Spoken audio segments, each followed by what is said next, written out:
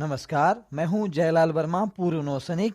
इस समय आप मेरे साथ उत्तराखंड के अल्मोड़ा सोमेश्वर से 5 किलोमीटर की दूरी पर चनोली गांव में हैं। आज जनवरी माह की 9 तारीख है और इस समय रात का ठीक 9 बजा है। -8 डिग्री तापमान के बीच इस समय आपको मेरे पीछे की तरफ जो जलती हुई आग दिखाई दे रही है उसे यहाँ पर धुनी कहते हैं। और जो हर्ष एवं उल्लास के बीच भव्य आयोजन हो रहा है वह बाईसी यानी कि 22 दिनों तक चलने वाली यहाँ के कुल देवता की पूजा है। मैं ग्राम चनोली झुबुलचौरा के सभी ग्रामवासियों, कार्यक्रम के आयोजकों तथा दूर दूर से आने वाले प्रत्येक व्यक्ति को बहुत बहुत धन्यवाद देता हूँ, क्योंकि आप सभी की मेहनत से ही आज उत्तराखंड की संस्कृति, रीति रिवाज एवं यहाँ की परंपरा जीवित है। उत्तराखंड में जब भी कोई शुभ कार्य होता है तो सर्वप्रथम यहाँ की महिलाएं अपना भक्ति संगीत का कार्यक्रम प्रस्तुत करती हैं। ग्राम चनोली की महिलाओं ने आज इसी प्रथा को आगे बढ़ाते हुए क्या खूब कहा, रहना नहीं संसार में 2 दिन जिए तो क्या हुआ।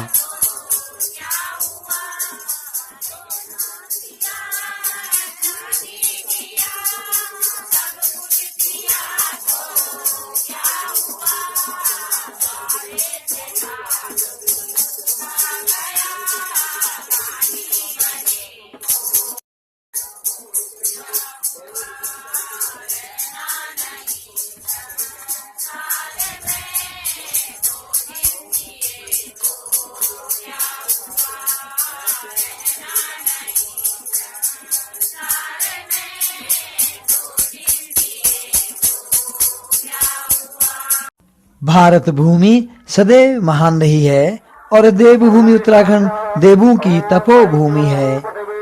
आध्यात्मिक दृष्टि से भी उत्तराखंड का अत्यधिक महत्व रहा है। यहाँ पावन नदियों का संगम है, यहाँ 4 धाम की पावनता है। यहाँ के अधिकांश भाग ऊंचे ऊंचे पर्वतों, जंगलों, लहलहाते खेतों, वृक्षों एवं कल कल करती नदियों से घिरे हैं। इसीलिए से देवभूमि उत्तराखंड कहते हैं। देवों के प्रति यहाँ के लोगों में अगाध आस्था, श्रद्धा तथा विश्वास समाया हुआ है। बाईसी जागर भी इसी आस्था, श्रद्धा तथा विश्वास का प्रत्यक्ष उदाहरण है। उत्तराखंड में जागर लगाते हुए जिस तरह से देवताओं का आह्वान किया जाता है, ठीक इसी तरह का लोक धर्म पूरे संसार में प्रचलित रहा है। व्यक्ति के शरीर में जो देवी शक्ति विराजमान होती है उसके उदाहरण मिस्र, चीन, ब्राजील तथा जापान में भी देखा जा सकता है। बाईसी का शाब्दिक अर्थ होता है 22 दिनों का भक्ति कार्यक्रम। बाईसी मुख्य रूप से श्रावण तथा पौष मास में आयोजित की जाती है, जिसे सुख, समृद्धि, शांति, सामाजिक उन्नति तथा गांव की खुशहाली के लिए बड़ा ही लाभदायक एवं फलदायी माना जाता है। बैसी जागर का भव्य कार्यक्रम कई लोगों की कड़ी मेहनत के उपरांत ही संभव होता है। दूर दूर से लोग आकर अपने दुख दर्द का सारा वृत्तांत अपने ठाकुर बाबा तथा अपनी देवी माँ को सुनाते हैं और उनके मुख से निकले शब्दों को सुनते ही वो धन्य हो जाते हैं। बीच में जलती आग, जिसे धुनी कहते हैं, उसके एक तरफ डंगरिये जिनके शरीर में देवता विराजमान होते हैं, दूसरी तरफ जगरिये तथा उसके कुछ साथी ढोल, नगाड़े तथा वाद्य यंत्रों की मधुर ध्वनि से वातावरण को ऐसा संगीतमयी बना देते हैं जिससे डंगरियों के शरीर में जोर जोर से कंपन होती है और वो गीतों की ताल में झूमने लगते हैं। जागर के संचालन का मुख्य कार्य जगरिया करता है और वह अपने सहयोगियों के साथ मिलकर प्रतिदिन की जागर को 8 चरणों में पूर्ण करता है। प्रथम चरण सांझवाली गायन। यह गायन काफी लंबा होता है। दूसरा चरण वृतवाई गायन। तीसरा चरण औसाण देवताओं के नृत्य करते समय का गायन। चौथा चरण गुरु की आरती करना। पांचवा खाक रमण। छठा चरण दानी पर विचार करना। सातवां चरण आशीर्वाद तथा संकट हरण का उपाय।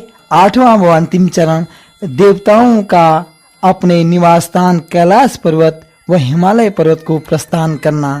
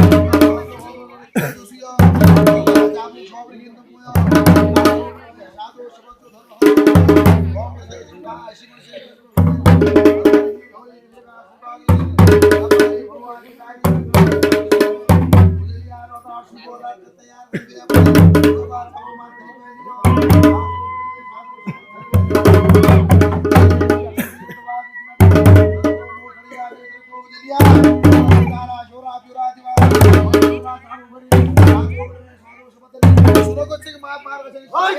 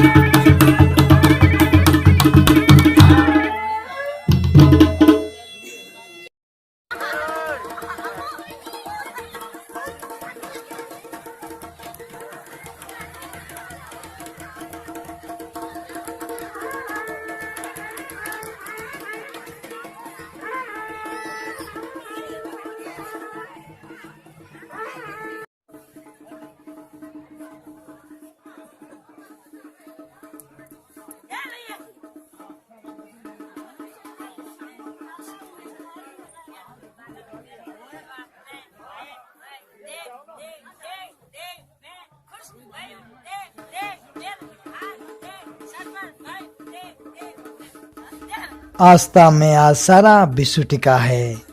आस्था का दूसरा नाम ईश्वर है। इसी आस्था का प्रत्यक्ष उदाहरण अब आप देख सकते हैं।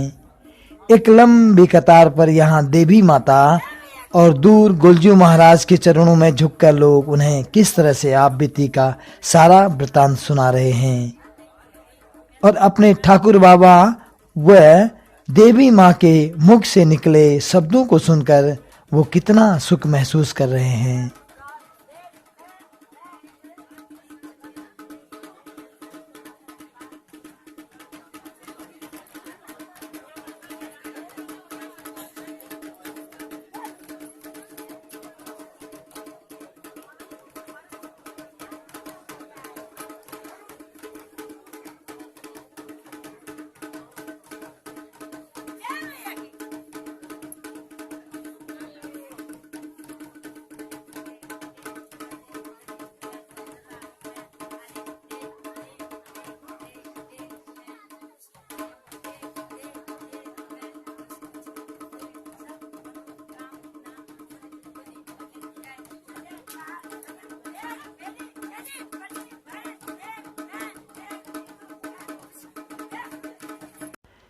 वैसी जागर में देवताओं का प्रातः व रात्रि के वक्त दूर दूर तक के गांव में भ्रमण का एक विशेष महत्व है।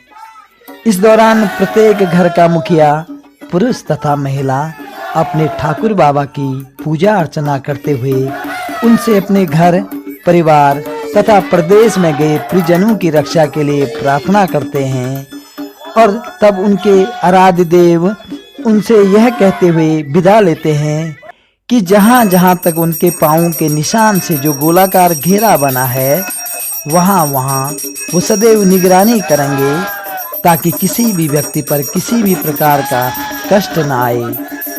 सच कितनी महान है उत्तराखंड, जहां देवों के पद चिन्हों की धूल में इतनी बड़ी शक्ति है।